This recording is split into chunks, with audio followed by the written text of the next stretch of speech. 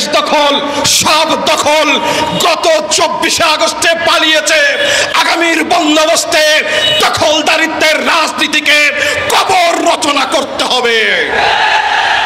নতুন বন্দোবস্ত হলো পিআর পদ্ধতি নির্বাচন। পিআর পদ্ধতি নির্বাচনকে যারা ভয় পান তাদের জ্ঞাতার্থে বলতে চাই, 15 দিন ভুলে যান, হারানো দিন ভুলে যান, পুরনো দিনের স্মৃতি বঙ্গোপসাগরে নিক্ষেপ করেন, নতুনকে গ্রহণ করেন। হিম্মত থাকে, সাহস থাকে, 24-এর গণঅভ্যুত্থানের এই মুক্তিযোদ্ধাদের সিদ্ধান্তকে স্বাগত জানান। পিআর পদ্ধতিতে নির্বাচন করেন, বুকের পাটা থাকে, জনসমর্থন থাকে, তো আপনি বিজয় হবেন।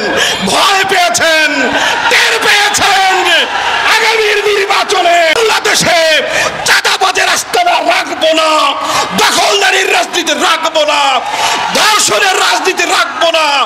আগামীর রাজনীতি হবে নতুন বন্দোবস্ত, জনগণের সরকার, দেশবাসীর সরকার, জেন্ডার জেনারেশনের সরকার।